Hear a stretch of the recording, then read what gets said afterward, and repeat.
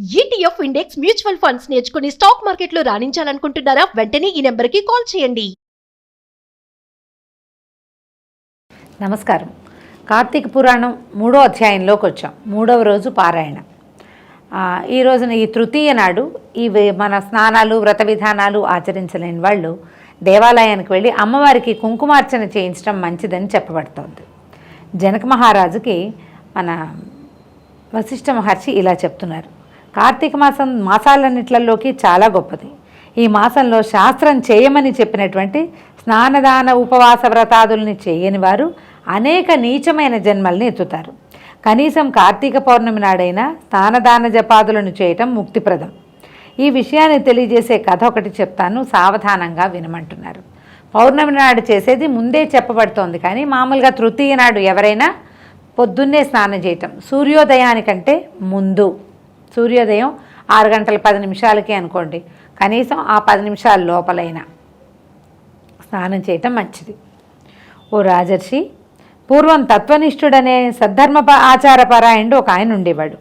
ఆయన తీర్థయాత్రలు చేయాలనే కోరికతో బయలుదేరి సమస్త తీర్థాల్లోనూ స్నాన సంధ్యావందనాది విధులను ఆచరించాడు. ఈ తీర్థాలు వాటికి వెళ్ళటం అంటే ఇదివరకు నడిచి వెళ్ళవలసే వచ్చేది, కాలినడకనే వెళ్ళేవాళ్ళు.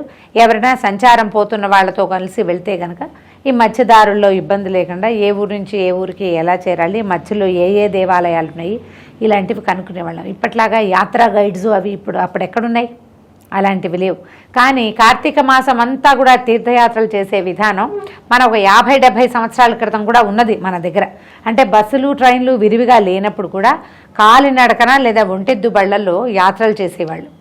ఇంకా నిద్రించడము, మళ్ళీ మర్నాడు ఏదో ఒక దేవాలయ సందర్శనార్థం బయలుదేరటం, రోజుకొక దేవాలయాన్ని చూడడం కూడా పూర్వకాలం ఉండేది. మధ్యదారిలో ఎక్కడైనా నదీ పరివాహక ప్రాంతాలు ఉంటే, నది ఈ ఊర్లో ఉన్న ఒక చోట ఉన్న నదికి ఒక పేరు ఉంటుంది, అదే నది ఇంకొక ఊర్లో ఉంటే ఆ ప్రాంతాన్ని బట్టి నది పేరు మారిపోతుంది కదా. ఇట్లా వేరువేరు నదుల్లో స్నానం చేసే ఫలితం లభించేది. ఇవి ఏవి నదులు గనక లేకపోతే ఈ ఊరి నూతిలో ఇవాళ వచ్చి పక్క ఊరి నూతిలో 2వ రోజు అలాగైనా స్నానం చేసేవాళ్ళు. ఒకే ఊర్లో 2 స్నానాలు ఉండేవి కదా, అంటే 2 రోజుల స్నానాలు చేసేవాళ్ళు కాదనమాట. ఆ రకంగా చేసుకునేవాళ్ళు. ఇప్పుడు మనం కూడా ఏదైనా ప్రయత్నం చేస్తే పంచారామాలు రోజుకొకటి వెళ్తాం, అట్లా ఏదైనా పెట్టుకుని చూడొచ్చు అవకాశం కనుక లభిస్తే. అయితే ఈయన ఏం చేశాడు, తత్వనిష్ఠుడు, అలా బయలుదేరి సమస్త తీర్థాల్లోనూ చేస్తున్నాడు. దేవాలయానికి సంబంధించిన తీర్థం ఒకటి ఖచ్చితంగా ఉంటుంది ప్రతి ఊళ్ళోనూ. అలా వెళ్ళేవాడనమాట. ఈ వెళ్తున్న సమయంలో ఏమైంది, గోదావరి నదీ తీరానికి చేరుకున్నాడు. ఆ తీర ప్రాంతంలో ఉన్న ఎత్తైన మర్రి చెట్టు కొమ్మల్లో నివసిస్తున్నటువంటి 3 బ్రహ్మరాక్షసులు ఈ తత్వనిష్ఠుడిని చూశారు. చూసి నల్లని శరీరాలతోటి, నిప్పుకణాల్లాగా మండుతున్న కళ్ళతో, పదునైన గోళ్ళు, పొడవైన కూరలు, నిక్కపొడుచుకున్నటువంటి వెంట్రుకలతోటి మహాభయంకరంగా ఉన్న ఆ 3 బ్రహ్మరాక్షసులు తన వైపుకే రావడం చూసి తత్వనిష్ఠుడు భయంతో ఉనికిపోయాడు. ఎవరికైనా భయం వేస్తుంది, పైగా నదీ ప్రాంతాల్లో ఎవరూ లేరు కూడా. దిక్కుతోచని తత్వనిష్ఠుడు శ్రీమన్నారాయణ్ణి తలుచుకున్నాడు. ఆర్తితో నిన్ను ప్రార్థించిన గజేంద్రుణ్ణి, ద్రౌపదిని, ప్రహ్లాదుణ్ణి కాపాడినటువంటి దయాసముద్రుడివైన నిన్నే శరణు వేడుతున్నాను, నన్ను కాపాడి రక్షించు దామోదర అని గొంతెత్తి ప్రార్థిస్తూ మొరపెట్టుకుంటున్నాడు. తత్వనిష్ఠుడు చేస్తున్నటువంటి హరినామస్మరణ విన్న బ్రహ్మరాక్షసులు అతని మీదకి పరుగులు పెట్టడం మానేశారు. కానీ అతన్ని ఫాలో చేయటం మానలా, ఆయన్నే అనుసరిస్తున్నారు. ముందు తినడానికి విరుచుకు తినేందుకు బయలుదేరారు. ఆయన ఎప్పుడైతే హరినామస్మరణ చేయటం మొదలుపెట్టాడో ఈ స్వరం ఉంది కదా, స్తోత్రాలు, ఆ స్తోత్రాలు వినేసరికల్లా రాక్షసులు ఆగిపోయారు. ఇప్పుడు కూడా ఒంటరిగా ప్రయాణాలు చేసేటప్పుడు ఏదైనా స్తోత్రపాఠం చదువుకోవటం చాలా మంచిదని చెప్తారండి. మనకేంటంటే నెగిటివ్ ఎనర్జీస్ కానీ ఫోర్సెస్ కానీ ఏమైనా ఉంటే అవి మన మీద పడవు. మనం ఈ స్తోత్రం చదివేటువంటి పాజిటివ్ ఎనర్జీ అండ్ పాజిటివ్ వాటి వైబ్రేషన్స్ వల్ల ఈ చుట్టూతా ఉండేటువంటి మనకి గాలిలో కనపడని శక్తులు మన మీదకి రావని చెప్తారు. అందుకే సంస్కృత శ్లోకాలు నేర్చుకోవాలి, మంచి శ్లోకాలు స్తోత్రాలు నేర్చుకోండి, తప్పులు లేకుండా చేయడానికి ప్రయత్నం చేయండి. అయితే ఇది వినేసరికి ఆగిపోయారు 3. ఆగి ఆలోచించడం మొదలెట్టారు. వాళ్ళకి ఏదో జ్ఞానోదయం అయింది. మనం ఇతను తినడానికి వెళ్తున్నాము, తినడం కాదు, ఇతను చదువుతున్న స్తోత్రంలో ఏదో శక్తి మనసుకు ఒక ఆహ్లాదాన్ని సంతోషాన్ని కలగజేస్తోంది. అప్పటి వరకు తాము చేసిన చెడ్డ పనులను తలుచుకుని దుఃఖిస్తూ తత్వనిష్ఠుడితోటి వెనకాల నుంచి అరుస్తున్నారనమాట. ఓ మహానుభావ, నిన్ను చూడడం వల్ల, నువ్వు చేసిన హరినామస్మరణ వినడం వల్ల మా పాపాలన్నీ హరించుకుపోయి మాకు కనువిప్పు కలిగింది. మేము నీకు ఏ విధమైన అపకారము చేయము. ఇప్పటి వరకు ఎంతోమందిని, బ్రాహ్మలని, వైష్ణవులని, శూద్రులని, ప్రతి వాళ్ళని, మనిషి అన్నవాడు కనపడితే చాలు వాడి జాతి నియమం లేకుండా విరుచుకు తిన్నాం. ఎన్నో జంతువుల్ని పొట్టను పెట్టుకున్నాం.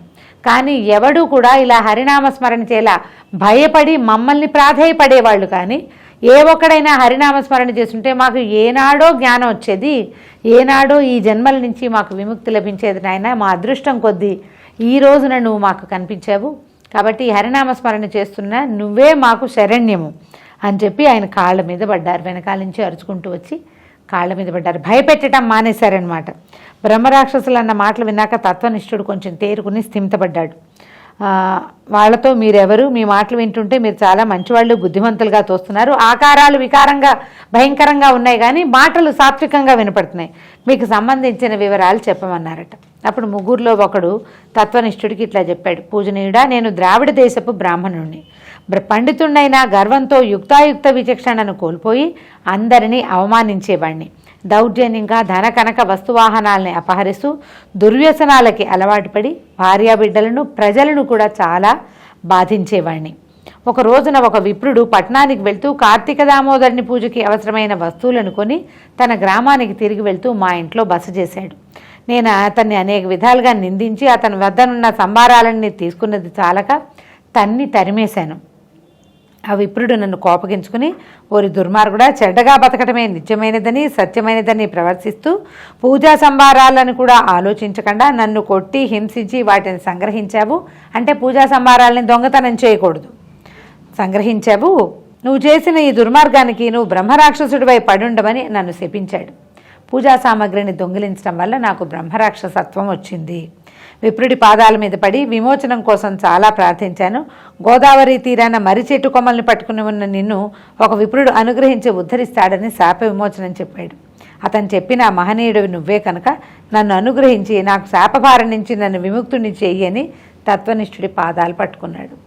దొంగతనం చేయటం ఒక నేరమైతే దైవ సంబంధమైన వస్తు సముదాయాన్ని దొంగిలించడం వల్ల ఇలాంటి పరిస్థితి వస్తుంది. బ్రహ్మరాక్షసులు అయిపోతారు. బ్రహ్మరాక్షసుడు అయితే ఏమవుతుంది? ఏమీ అవదు. వీడు రాక్షసుడయ్యి ఇంకా కొంచెం తత్వ విచారణ లేక ప్రతి ప్రాణిని విరుచుకుని తింటాడు. ఉచ్చనీచాలు ఉండవు. తమ సొంత సంతానాన్ని కూడా విరుచుకు తిన్న బ్రహ్మరాక్షసుల కథలు చెప్పబడతాయి పురాణాల్లో. దానివల్ల వాడి పాపం ఇంకా పెరుగుతుంది. జన్మజన్మలు అనుభవించి తీరవలసిందే ఆ కష్టాన్ని. అందుకని దైవద్రవ్యాన్ని పొరపాటును కూడా అపహరించకూడదు. ఇంతలో రెండో బ్రహ్మరాక్షసుడు తత్వనిష్ఠుడి దగ్గరకు వచ్చి, మహానుభావ, నేను కూడా ద్రవిడ దేశస్తున్నే, మందరం అనే గ్రామంలో ఉన్నాను. నేను ఆ గ్రామాధికారిని. అయితే చమత్కారపూరితమైన మాటలు మాట్లాడడంలో నేర్పు కలిగిన నేను అనేక మందిని మోసం చేసి వారి యొక్క ధనాన్ని, దొంగలను తీసుకునేవాడిని. అంటే గ్రామాధికారి అయ్యేసరికల్లా చుట్టుపక్కల ప్రాంతవాసులు తమ పొలాలకి కాగితాలు రాసి పెట్టమని అవి వస్తే పొలాలు మింగేసేవాడు. తర్వాత వస్తువులు తాకట్టు పెట్టుకుని డబ్బులు ఇచ్చి ఆ తాకట్టు పెట్టిన వస్తువుని సొంతం చేసేసుకునేవాడు. ఇలాంటి వాళ్ళు మనకి ఇప్పుడు కూడా కనిపిస్తారు చూడండి. నాకు తెలిసి నేను ఎవ్వరికి ఏనాడు పట్టెడన్నం పెట్టలేదు, పూచిక పుల్ల దానం చేయలేదు. ఎవరి పట్ల దయాదాక్షిణ్యం లేనివాడిగా ప్రవర్తించినందువల్ల నేను ఇట్లా బ్రహ్మరాక్షసుడిలాగా జీవితాన్ని గడుపుతున్నాను. నన్ను ఈ పాప పంకల నుంచి బయటపడేసి రక్షించమని చెప్పి ప్రార్థించాడు. ఒకవేళ ఏవైనా తప్పులు పొరపాట్లు చేసిన వాళ్ళైనా భోజనం పెట్టడం, ఎవరికైనా ఇంటికి వచ్చిన అతిథులని ఆదరించడం, తర్వాత దానం చేయటము, ఈ ప్రక్రియల వల్ల కొంత ఈ కర్మానుభవాన్ని తప్పించుకోగలుగుతారు. అవేవీ లేవు, చేసినవన్నీ దుర్మార్గమైన పనులు, ఒక సత్కర్మ కూడా లేకపోవటం వల్ల ఈ ద్రావిడ దేశస్థుడైనటువంటి గ్రామాధికారి కూడా ఇలా రాక్షస జన్మ వచ్చింది. మూడో బ్రాహ్మడు చెప్పాడు ఈ విధంగా, నేను ఆంధ్రదేశం వాడిని, విష్ణువాలయంలో అర్చకుడిని. అర్చకుడికి ఉండవలసినటువంటి ఏ మంచి లక్షణాలు నాలో లేవు. ఆలయంలో నేను చేయకూడని అత్యాచారాలు ఎన్నో చేశాను. భక్తులను పీడించాను, స్త్రీలని అవమానించాను, బంధువర్గాన్ని దూషించాను, భగవంతునికి సంబంధించిన స్థిరచర ఆస్తులను వాడుకున్నాను, కొన్ని వేశ్యలకి కూడా సమర్పించాను, తన వ్యసనాలకి కూడా. భగవంతుని యొక్క స్థిరచరాస్తులు అంటే భగవంతుని యొక్క మాన్యాలు, పొలాలు అవి ఉంటాయి, ఆస్తులు, దేవాలయానికి సంబంధించినవి. అక్కడి నుంచి చరాస్తులు అంటే దేవాలయం ఉన్నటువంటి స్వామివారి వస్తు సామాగ్రి కావచ్చు, ఏదో పళ్ళాలన్నీ, వెండి కంచాలన్నీ, చెంబులన్నీ మొక్కుకున్న భక్తులు ఎన్నో సామాగ్రులు సమర్పిస్తారు. వాటన్నిటికీ కాళ్ళు వచ్చేసాయి ఈయన గారి హయాంలో. భార్యాబిడ్డల మంచి చెడ్లను ఏమాత్రమూ పట్టించుకోలేదు. వారి పట్ల ఏనాడు శ్రద్ధే చూపలేదు. ఆలయంలో భగవంతునికి చేయవలసిన నిత్య నైమిత్తిక కార్యకలాపాలను, ఉత్సవాలను, ఆరాధనలను అశ్రద్ధతోటి నిర్లక్ష్యం చేశాను. ఇహలోకంలో అనుభవించే సుఖ సంతోషాలు, భోగభాగ్యాలు, వాటి పట్ల నాకు గల వ్యామోహం ఏది శాశ్వతం కాదని తెలుసుకోలేకపోయాను. ఈ కారణంగా నేను చేసిన దుష్కృత్యాలకు అంతే లేదు. కొంతకాలానికి క్రమంగా ప్రజలకు నా దురాగతాలు, సంపదలు, దురాగతాలు అర్థమైనాయి. వాళ్ళ ఆగ్రహానికి గురయ్యాను. నేను అన్యాయంగా సంపాదించిన సంపదలు అన్నీ తరిగిపోయినాయి, కొన్ని నాశనమైపోయినాయి. ఊరివారు నన్ను తరిమి కొట్టారు. అడవుల వెంబడిపడి ఆకులు అలమలు తింటూ కాలం గడిపాను. కొంతకాలానికి ప్రాణాలని పోగొట్టుకున్నాను. నరకానికి వెళ్ళి అక్కడ కూడా పడరాని పాటలు పడ్డాను. తర్వాత ఎన్నో నీచమైన జన్మలు ఎత్తాను. చివరికి బ్రహ్మరాక్షస రూపాన్ని పొందాను. కనుక ఈ బాధల నుండి నన్ను రక్షించగలిగిన వాడివి నువ్వే.